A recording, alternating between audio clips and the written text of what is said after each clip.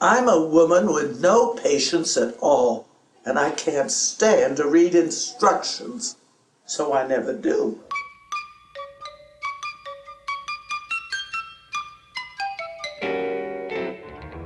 On one occasion, when I was driving on the Italian autostrada, my car broke down. I walked a few meters to the nearest SOS telephone box. There were 3 buttons, blue, green, and red, but not liking to read instructions, I pushed all 3 buttons. Lo and behold, the ACI repair truck arrived, and then an ambulance. Not much later came the sirens of a fire truck. What splendid service, I thought. And when they asked me, "Che c'è, signora? What's wrong?" I said, "I don't know. That's why I called you." Happily traveling long distances, I always carry a drinking kit. So I resorted to it once I realized I was simply out of gas, and offered them a choice of gin and tonic, scotch, or whiskey Americana. 15 minutes later, they drove away, thanking me for a very pleasant interlude. Over the years, people have asked me, "How do you start a school?" You just start it. You push all the buttons.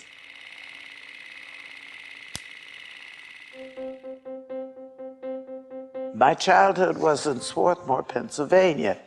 My parents were both teachers. They taught at Swarthmore Preparatory School, but soon wanted their independence and decided to start their own school, the Mary Lyon School. I was born and brought up right in the middle of the school. We had only a small apartment, and I remember always longing for a home of our own. Even as a small child, I wasn't fond of that town, and I, right from the beginning, wanted to break out of the cage. Though that feeling was relieved by the fact that my parents took me traveling a great deal to Europe and put me in a school in Switzerland for a year.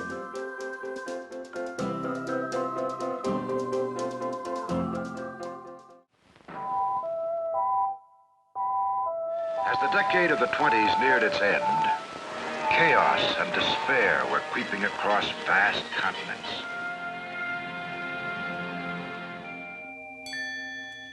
By 1931, we were acutely affected by the terrible depression when everything collapsed. Life in my parents' school was suddenly jolted by a drop from 250 students down to a mere 60. I used to travel all over the country trying to fill the school. Sometimes I would even drive through the night to save the money. I had a little Ford convertible, and I would go around and knock on doors of anybody who expressed any interest at all in going to our school. How many times in starting schools in Europe have I been grateful for the humbling experience of living through the Great Depression.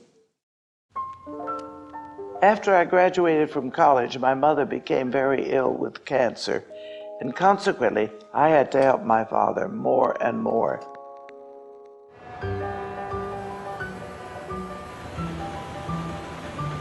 Any trip was a carrot to me when I was young.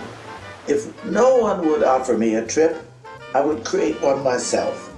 So in 1936, with 5 girls, only 5 minutes younger than I as their chaperone, I created Fording Europe. I bought a wonderful Ford Phaeton convertible with a baggage rack half as long as the length of the car. Somehow it worked and carried us for 10,000 miles across Europe. After staying at the Murray's in Paris and the Ambasciatori in Rome, we headed for Yugoslavia with its dirt roads, where I wound up having 16 flat tires.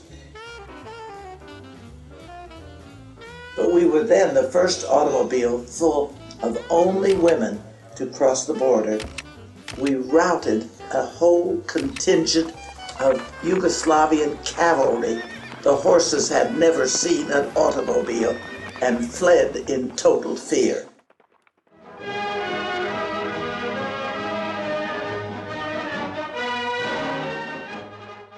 During the Second World War, when many schools were confiscated to be used by the military, many such schools just closed their doors. Not my father. For my father, a contract was a contract.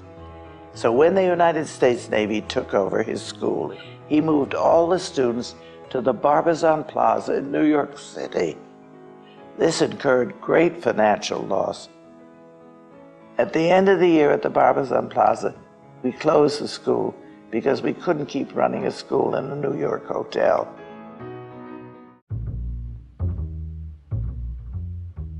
As I was growing up, my father would often counsel me by saying, learn to make decisions quickly, be decisive. Whatever you go into as your life's work, be your own master. I guess I took these wise words seriously, for my life has certainly followed that pattern. Stubborn old bitch, in other words.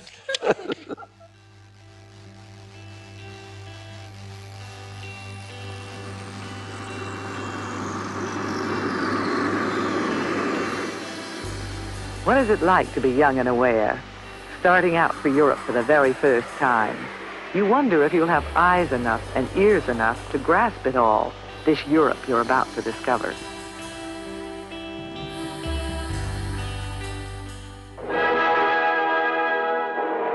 Again, with no one offering me a trip, I created Swiss Holiday in 1955. I arrived that year at Le Havre with 74 pieces of luggage to set up camp. Thus Swiss Holiday began, and was indeed the forerunner of all the TASIS programs.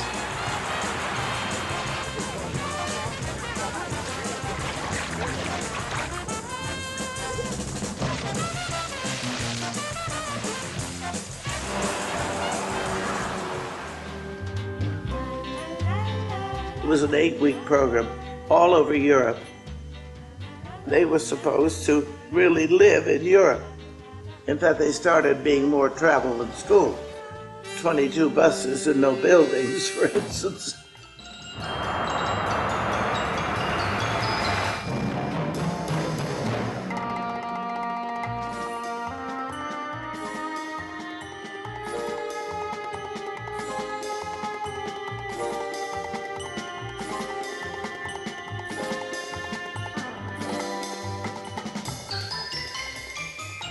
I always had told them they were supposed to be ambassadors of the United States of America.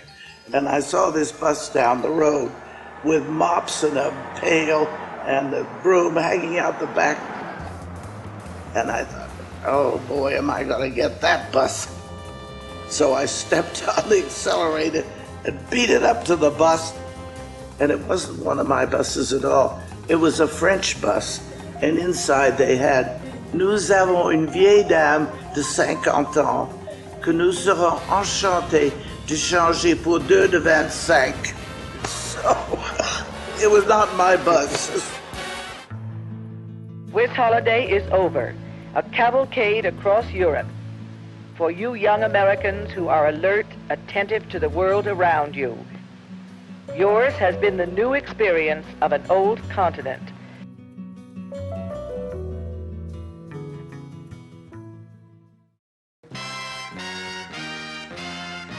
The seriousness of a 4-year high school was the next logical step in our planned program to make young Americans more aware of Europe. The villa turned out to be very beautiful, high on a hill with a magnificent view of Lago Maggiore. So magnificent that I determined then and there, here there must be a school. I remember flying to Finland where my father was fishing to tell him I was going to start a school in Switzerland. This is absurd, he said. What makes you think you can pull a school together? After all his advice as to why I shouldn't, he gave me his blessing. If I were 10 years younger, I'd come and teach mathematics for you. Highest compliment he could give me. Ticino in southern Switzerland, across an ocean to 1956, when Crist Fleming greeted her first student, Ellen Fairweather.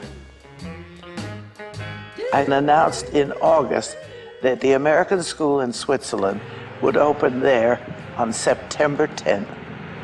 Many parents said, impossible. You can't open a school in a month.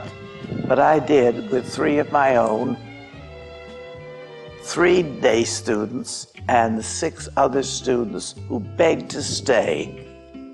Their parents were foolish enough to let them.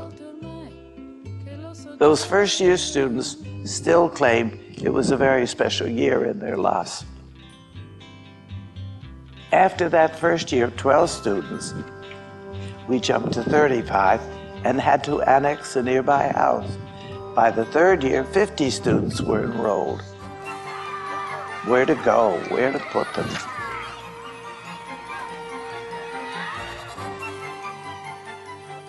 At the last moment, I was offered an abandoned, derelict, unfurnished villa in Lugano. I grabbed it, of course, and rushed back to try to get it ready in 3 weeks' time to receive 50 students. So it was Arrivederci Locarno and across the Monte Cenere to Lugano, where we rented a great gingerbread castle in Loreto. The new campus was just a big piece of ginger cake.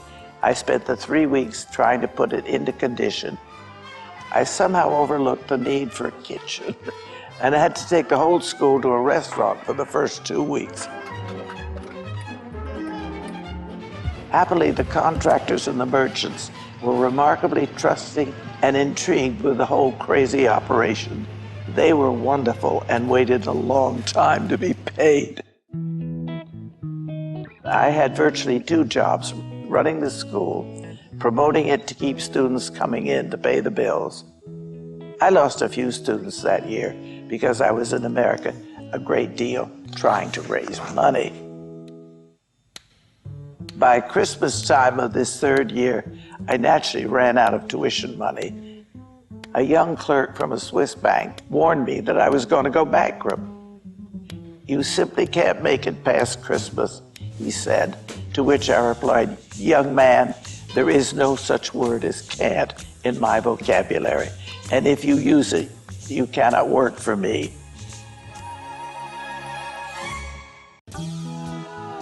The school started to grow because there was no other American boarding school in Europe, and it was just the time of the défi américain, the American challenge, which predicted that the U.S. corporation was going to move to Europe, which they did in a big way. Timing is so important in terms of opening American school in Europe. It was a strategic moment. I captured it without knowing I captured it.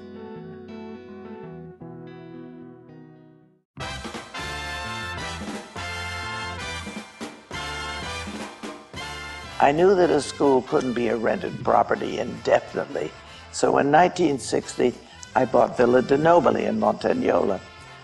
I was able to put a down payment on the beautiful 17th century villa by asking the parents to pay the tuition in advance, something you really shouldn't do.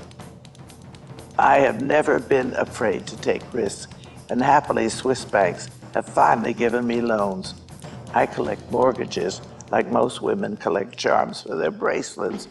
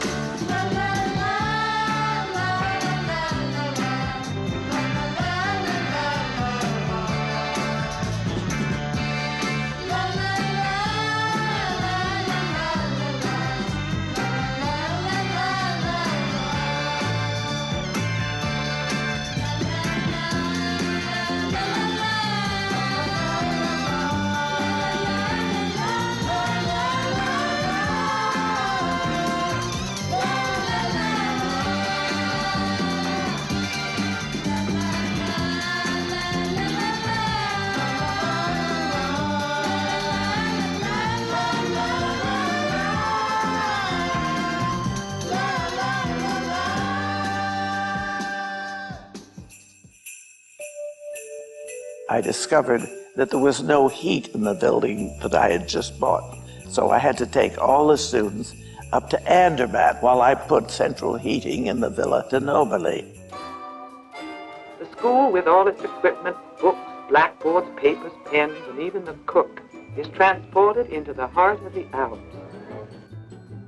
The students are up before the sun for 2 hours of classes, then off and away to the slopes for solid schooling on skis.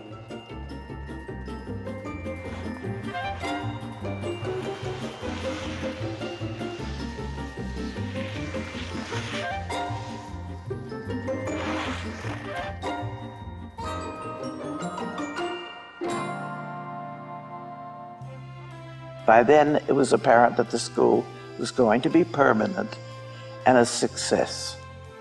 I was committed to living in Europe and having my children live and be educated there.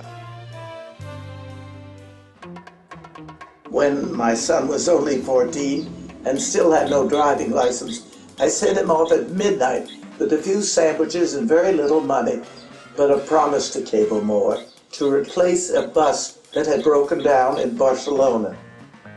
He made it, as he always did, his mother with fierce guilt pains, until he called saying, "Where the hell is the money, Mother?" I wanted my children to be educated in Europe, to learn languages, to become world citizens, and seeing what happened to them, I realized the experience should be shared with other children. Much as I like Pennsylvania and Westtown High, I realized pretty early that the world is shrinking every day and that it behooves my generation to come to terms with other cultures.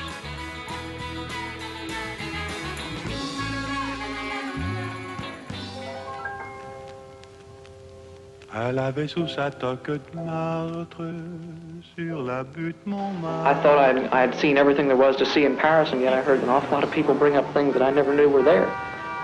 On l'appelait Rose, elle était belle, elle sentait bon la fleur nouvelle, rue Saint-Vincent.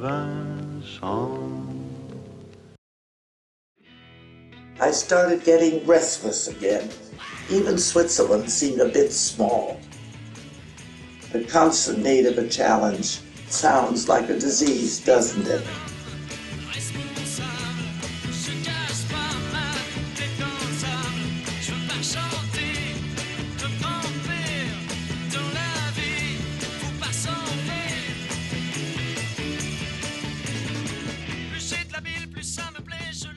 The newly formed postgraduate year. So it's au revoir, New York. Auf Wiedersehen, arrivederci. Explorers who choose to leave the familiar and seek out the new, modern Europe. Volkswagen bus. And when you see it, you get a feeling of coming home. Set, theater, and city are one. Theater and drama, of course, happens to be my very special pet. The last night I was there, I decided that I never wanted to leave. The romance of Italy can be seen in every street. Windows on another world where democratic ideals come alive.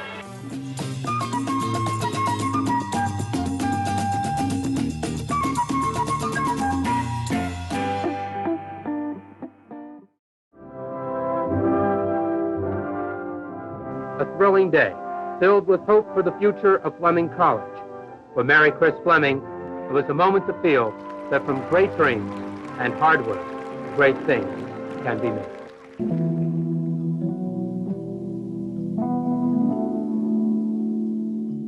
A college program which is based in Lugano and points to transfer to American four-year universities. The faculty and flavor of Fleming College is international.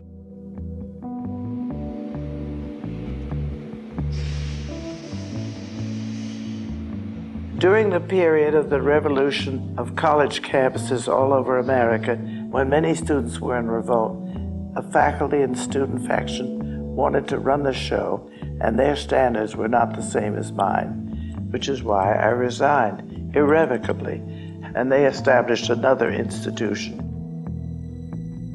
Since then, we have come to respect each other, but at the time it was a very disappointing and heartbreaking experience. But I think it all had some validity. I think even failures are important. I've never regretted them because I feel you always learn something from them.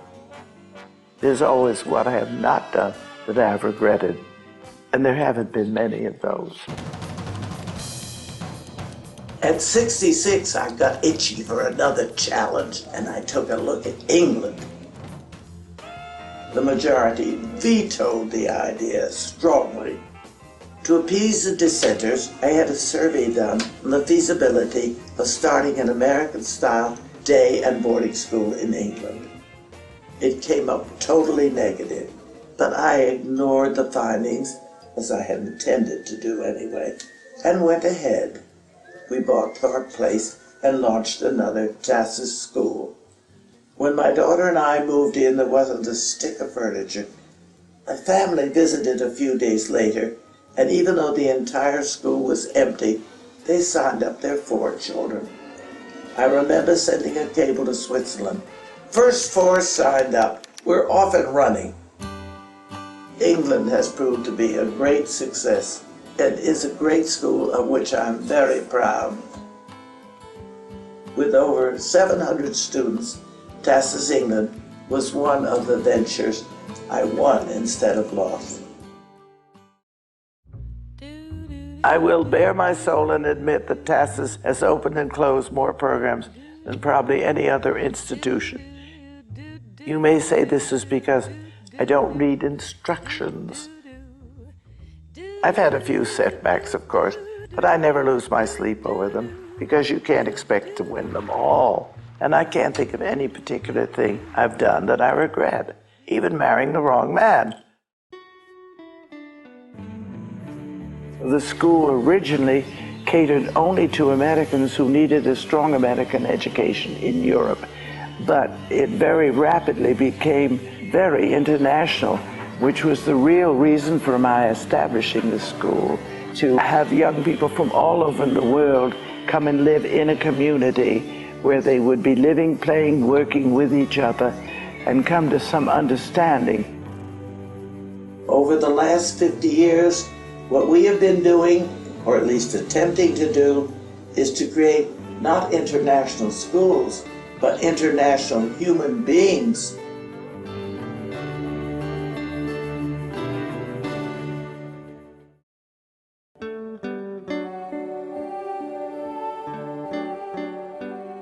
Beauty is a very, very important aspect of life on this planet as a basis for young people to live in, to learn in, and to get together in. I think it's important for them to be here and find peace and contentment and the ability to get along with other people. And yet to have a very strong academic background, because they're going to need this to go back to their own countries and become leaders there. I have been extremely fortunate in having very good people as associates, people I trust and enjoy working with.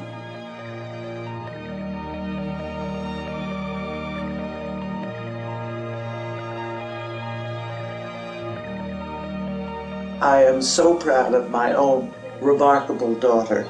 I am sure that my wonderful daughter, Lynn, who has been succeeding me, will be like her old mother, aware of the challenges and needs in this world, and committed to making the planet a better place to live in. I look back on my life, a life that spans the period from the horse-drawn buggy to the space shuttle and the walk on the moon. While history was going on, I was fighting back. I started a school. I committed myself to living in Europe, to a life in education, the only hope the world has. I often feel I'm the richest woman in the world, with my own 3 very special children. and to live daily amongst hundreds of wonderful young people from around the world. It's a foolproof formula for how to grow old.